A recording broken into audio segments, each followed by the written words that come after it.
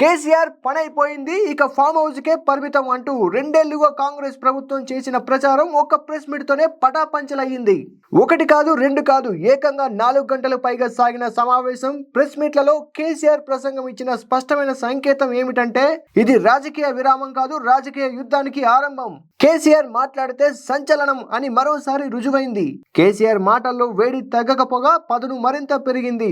కేంద్ర రాష్ట్ర ప్రభుత్వాల వైఫల్యాలను, కృష్ణా జలాల దొంగాటను, రెండేళ్ల కాంగ్రెస్ పాలనలోని లోపాలను కేసీఆర్ ఎండగట్టారు. ఏ ఒక్కరి పేరు ఎత్తకుండానే ఒక్కో మాటను తూటాగా మలిచి అధికార పక్షాన్ని ఉక్కిరి బిక్కిరి చేశారు కేసీఆర్. ఇది కేవలం ప్రసంగం కాదు, కాంగ్రెస్ పాలనపై ఉద్యమానికి ఆరంభమని బీఆర్ఎస్ వర్గాలు భావిస్తున్నాయి. ఐఆమ్ ఇన్ ది ఫీల్డ్ అంటూ కేసీఆర్ ఇచ్చిన అల్టిమేటంతో బీఆర్ఎస్ శ్రేణుల్లో సమర శంఖారావం మోగింది. ఉద్యమ నాయకుడిగా కేసీఆర్ మళ్లీ రంగంలోకి దిగడంతో కాంగ్రెస్ ప్రభుత్వానికి ముందున్నది ముసళ్ల పండుగేనన్న అభిప్రాయం వ్యక్తమవుతోంది. దీంతో రానున్న రోజుల్లో కేసీఆర్ జోరును తట్టుకోవడం కాంగ్రెస్ వల్ల అయ్యే పని కాదని పొలిటికల్ ఎక్స్పర్ట్స్ అంచనా వేస్తున్నారు. మరి మీరేమంటారు? కేసీఆర్ జోరును కాంగ్రెస్ పార్టీ తట్టుకుంటుందంటారా? మీ అభిప్రాయాన్ని ఖచ్చితంగా కామెంట్ చేయండి.